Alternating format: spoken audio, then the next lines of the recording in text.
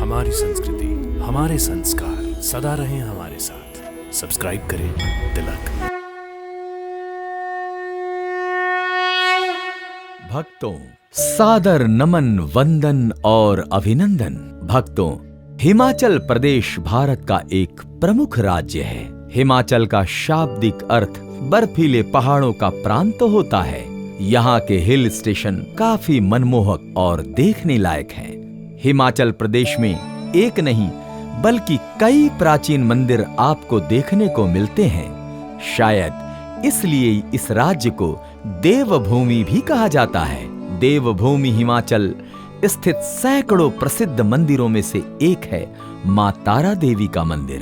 भक्तों, मां तारा देवी का मंदिर हिमाचल प्रदेश की राजधानी शिमला से करीब 15 किलोमीटर की दूरी पर एक ताराव नामक ऊंची पहाड़ी पर स्थित है, जहां से शिमला शहर का बेहतरीन नजारा देखने को मिलता है।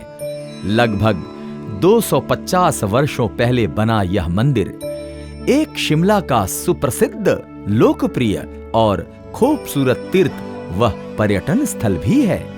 भक्तों, इस मंदिर के इतिहास के बारे में कहा जाता है कि इस मंदिर का निर्माण आज से लगभग 250 वर्षों पूर्व राजा भूपेंद्र सेन ने करवाया था।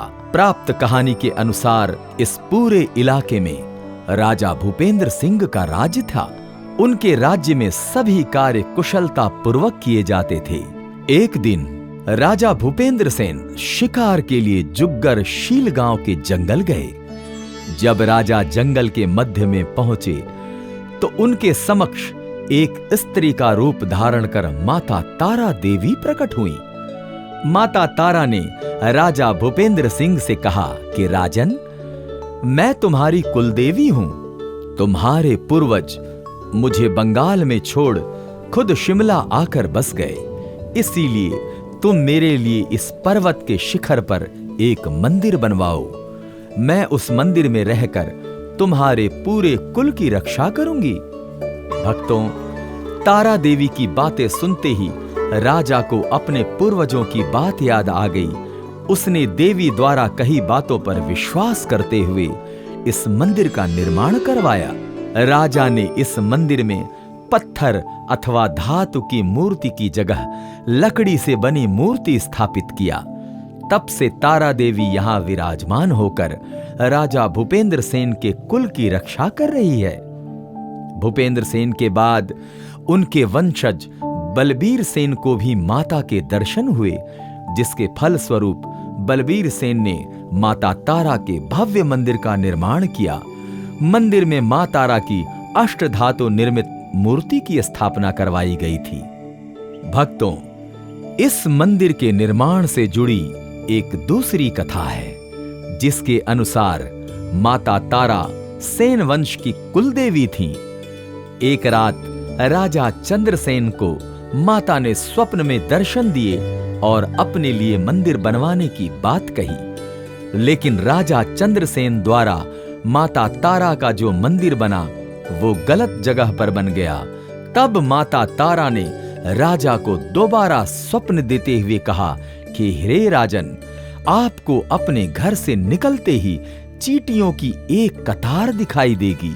आप उस चींटियों की कतार के पीछे चलते जाना और जिस जगह पर वह कतार खत्म होगी उसी जगह पर मेरे लिए मंदिर बनवाना। भक्तों, जब राजा चंद्रसेन सुबह उठा तो यह सपना सच हुआ। स्वप्न में माता के कहे अनुसार उसके घर से निकलते ही चींटियों की एक लंबी कतार दिखाई दी।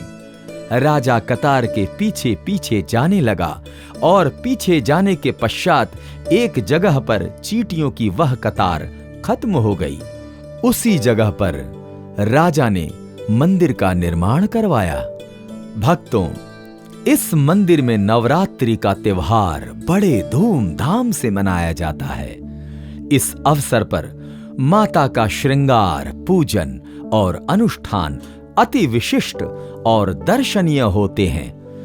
दोनों नवरात्रों में माता तारा के दर्शन के लिए दूर दूर से आने वाले श्रद्धालु भक्तों की बेशुमार भीड़ उमड़ती है।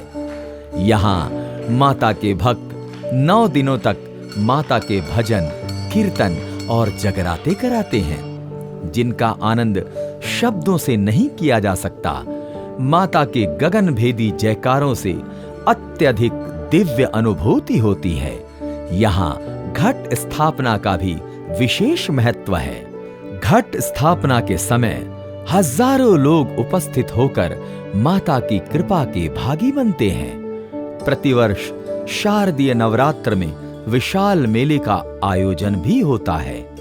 भक्तों, तारा देवी के इस मंदिर के बारे में मान्यता है कि इस क्षेत्र में चेचक, प्लेग, हैजा और पशुओं में खूर रोग, मुंह रोग, मस्से, महामारी जैसी बीमारियां माता से मन्नत मांगने पर, माता को प्रसन्न करने पर, प्रसाद अर्पण करने पर और माता का दर्शन पूजन करने मात्र से लोगों को बीमारियों से मुक्ति मिल जाती है।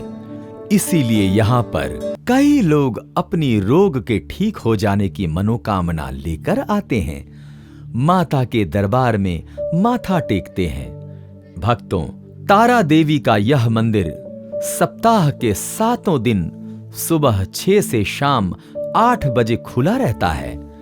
इसीलिए जब आप इस मंदिर में दर्शन करने जाएं, तो समय सीमा को ध्यान में रखकर जाएं। भक्तों, तारा देवी मंदिर में प्रतिदिन सुबह की आरती 6:30 से 7 बजे तक और शाम की आरती 7 बजे से 7:30 तक होती है। यदि आप यहाँ की आरती का दर्शन लाभ लेना चाहते हैं तो इसी समयावधि पर जाएं। भक्तों, तारा माता के श्रद्धालु भक्तों में तिब्बत में रहने वाले बौद्ध धर्म के लोग भी हैं। उनके लिए देवी तारा का एक विशेष महत्व है। भक्तों, मान्यता के अनुसार तारा 9 दुर्गाएं, 9 बहनें हैं। 9 में से माता तारा सबसे छोटी बहन है। इस मंदिर में सप्ताह के हर रविवार और मंगलवार को भंडारा यानी लंगर का आयोजन होता है, जो श्रद्धालुओं द्वारा मन्नत पूरी होने पर रखी जाती है। हर एक भंडारे में 5 प्रकार के व्यंजन बनाए जाते हैं।